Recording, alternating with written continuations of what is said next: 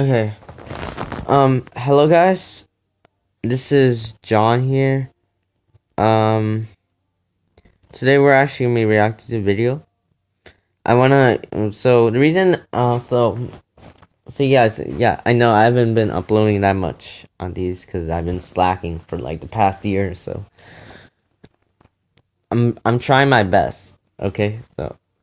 Anyways, today we're gonna be reacting to cold cases that were finally solved in 2018. So this is so in case if you don't know what cold means, cold cases means like there's no leads or anything, or the case is just pretty much unsolved, and some people think it's probably never gonna get solved, but these cold cases that were pretty old or could have been like so many years ago got finally solved in 2018. So that's what the cold case is. It's just something that's can't is really left with no explanation until could be solved finally a couple of years later thanks to DNA and all that stuff. And so the reason I'm using this app, so guys, we only actually have a couple. So if you guys didn't know, I think all the way back in December of 2018, YouTube Gaming, I think announced that their app is going away this year in March of 2019. Meaning this is pretty much the last month to use this app before it goes away forever. This is the last chance. So that's why I'm taking the advantage of it and see if I can do the videos like this. So that way you guys have something to at least watch, and I have my time to work on things that slowly, and then before the app goes down on March. Okay, so we want to upload as many videos on this screen recorder before the app goes away forever.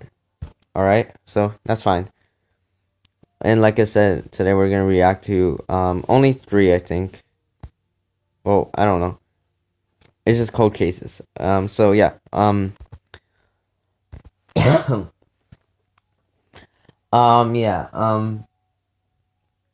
You can go ahead and watch this video on your own. If you want to stick around, then let's go. Also, make sure to subscribe to my channel and turn post notifications on. Something I haven't mentioned in a while. So, yeah, we're just gonna go ahead and start the video now.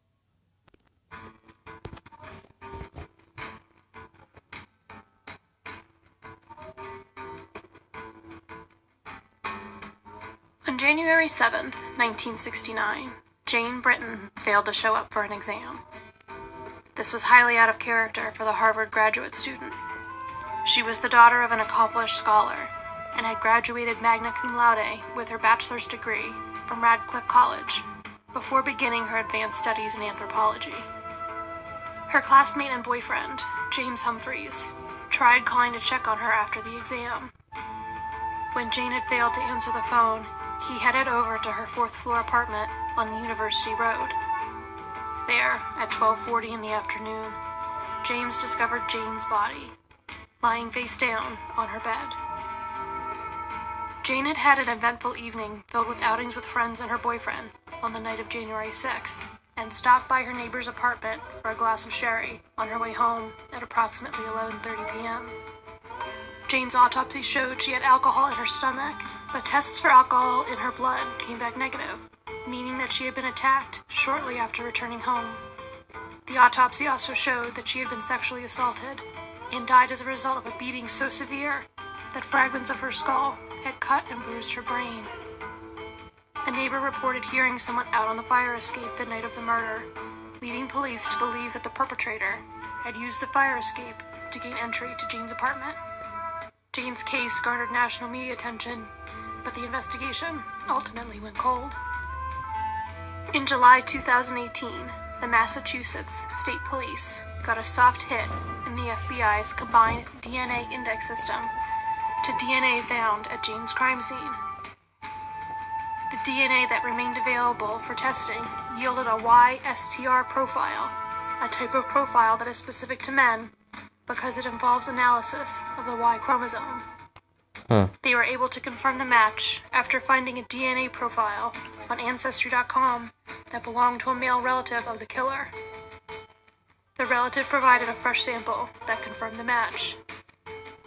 On November 20th, 2018, the Middlesex County District Attorney announced that Jane's killer had been identified through DNA as Michael Sumter, a career criminal who died of cancer in 2001 at 54, shortly after completing a prison sentence for a rape Well, he died. in 1975. The new DNA tests eliminate 99.92% of the male population as contributors of the DNA at the crime scene, confirmed the soft hit in CODIS, and eliminated Michael's brother, the relative with the Ancestry.com profile, as a possible contributor of the DNA. Since his death, Michael has also been identified as the perpetrator in 4 other sexual assaults, 2 of which also resulted in the murder of the victim.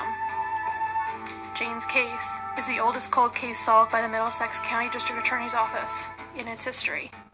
Dang, that's interesting. Leslie Marie Perlov was a graduate of Stanford University. The 21-year-old was working at the North County Law Library in Palo Alto, California, while waiting to begin law school at the University of Pennsylvania in 1973. Oh. She was a brilliant and dedicated student, but her hard work would tragically never culminate in an Ivy League law degree. Lisa was last seen alive at work on February 13th, 1973, at 3 p.m. Oh, dang, this month? That same day, her Chevrolet Nova was found abandoned near a quarry off of Old Page Mill Road. 3 days later, her body was discovered west of where her car had been found, under an oak tree. Oh. She had been strangled and left face down with her skirt pulled up past her waist. Dang. The case would have to wait for technology to advance before it could be solved. Yeah. In July 2018, DNA found on Leslie's body was submitted to Parabon Nanolabs, Oh, a company that's in good. Virginia that combines DNA analysis with forensic genealogy. Using the information the lab provided, the Santa Clara County Sheriff's Office was able to identify a suspect. They collected a discarded DNA sample, a sample collected from an item used by the suspect that they have thrown away or left behind somewhere, to confirm that the suspect's DNA matched the sample from Leslie's body. On November 20th, 2018, the suspect, 74-year-old John Arthur Jetro, was arrested and charged with murder during an attempted rape in connection with Leslie's death. The odds of someone other than Jetro contributing the DNA found on Leslie's body have been estimated to be 1 in 65 septillion. Dang, that's a big number. Jetro had been working as a security guard in Palo Alto in 1973. This was in spite of the fact that in 1964, he had raped and killed the 16-year-old daughter of the chaplain for the Army's 8th Infantry Division. The crime occurred in Germany, where Jetro's father, who was an officer in the Army, was stationed. Since 18-year-old Jetro was considered a juvenile under German law, he was eligible to be released and sent back to the United States after just 2 years in prison. In the end, it was Leslie and her tenacity that helped authorities close the case. At a press conference announcing Jetro's arrest, Santa Clara County Deputy District Attorney Matt Bracker said, "Leslie Perlov solved this case because she fought desperately for her life. In the process, she gathered the DNA evidence that was used to identify the killer." Oh, so she collected it before she died? 25-year-old Christy Marat was a 6th grade teacher at Rohrerstown Elementary School in Lancaster, Pennsylvania. On December 21st, 1992, Christy's roommate left for work at 7 a.m., while Christy was watching some TV before leaving herself. Christy's normal routine was to wake up early so she could have a leisurely morning before leaving for work at 7:45. However, she never arrived at school that morning. When Christy failed to show up for work, the principal of the school tried calling her home multiple times, but received no answer. He then called Christy's mother to see if she had heard from her. she had not. She gave the principal Christie's address, and he began to drive to her home, hoping to see her car broken down somewhere along her route. He did not. When he arrived at Christie's apartment, the front door was cracked open. Inside, the principal discovered Christie's badly beaten body.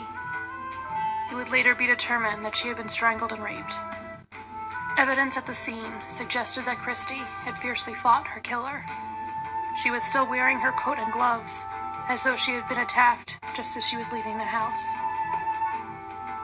As the person who discovered Christie's body, the principal was an early suspect, as was Christie's boyfriend, who turned out to be a married man 20 years her senior.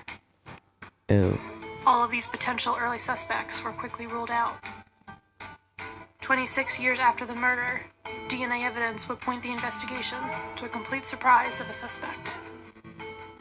DNA had been found on and near Christie's body, but her killer's DNA was not in any criminal database, so police could never find a match for it. In 2015, the case was taken over by a cold case unit. In 2017, the unit also reached out to Parabon Nanolabs, who generated a composite of what the killer may have looked like at different ages, based on the traits in his DNA. No exact face. The composites were released to the public in November 2017, but no one reported knowing anyone who resembled them. In 2018, forensic genealogist C.C. Moore, in partnership with Parabon, entered the DNA profile from the crime scene into an open-source genealogy site to locate distant relatives of the perpetrator. From there, she was able to narrow down the suspect pool to a family in Lancaster County and ultimately identify a single suspect. The police surveilled the suspect and collected a water bottle and some chewing gum the suspect discarded. Oh. When the DNA from these items was tested, it was a match to the DNA from the crime scene. On June 25th, 2018, the Lancaster County District Attorney's Office announced the arrest of Raymond Charles Rowe for Christie's murder. 49-year-old Rowe was well known in the local community. He was a local DJ, publicly known as DJ Freeze. In 1992, he was the house DJ at the Chameleon Club, a popular music venue. A murder. In 2018, he was one of the most sought-after wedding DJs in Lancaster County. He was a husband and a father, and had recently become very religious. His only criminal charge was for disorderly conduct, which was incurred in 2001 when he played music too loudly while DJing. That charge was ultimately dismissed. Yeah. Rowe is expected to go to trial in May of 2019, more than 26 years after the murder of Christy Murack. Okay, we got one more thing. On March 19th, 1993, a 6-year-old boy in Toronto called 911.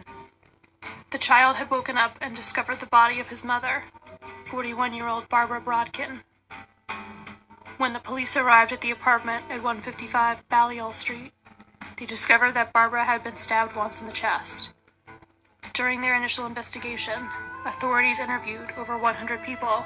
He died with one single stab in the chest because the heart is right there. In August of 2017, Barbara's case was reopened.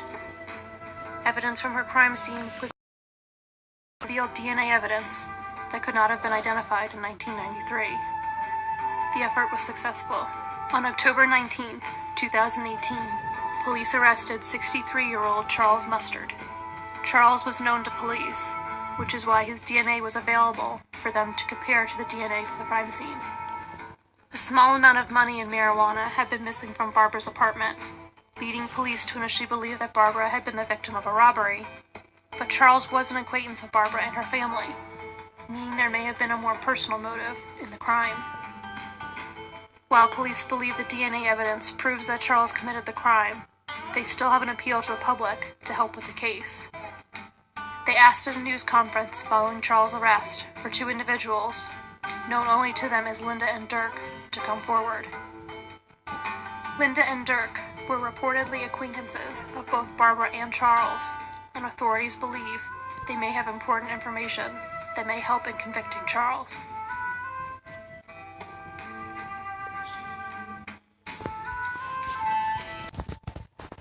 Alright, Okay, so the video. Okay, so we're done with the video. So the video, I like it. Yeah, but some of these are just pretty unfortunate that some of them are still not. Some of them in the world, like like like serial killers unidentified. Some crazy killers out there has not been identified. The only one that's pretty much been identified is the Golden State Killer, which yeah, I know about that case. That was solved last year. Okay. But anyways, this is gonna be the end of the video. I really hope you guys enjoyed this. If you did, like I said in the beginning, give it a thumbs up. Maybe you should subscribe to my channel if you like to see more content of this, or just other content that I do besides this. And what else? Give me a second. Just subscribe, I guess, and turn on notifications to never miss a video. And yeah, I'll see you guys in the next one. Bye.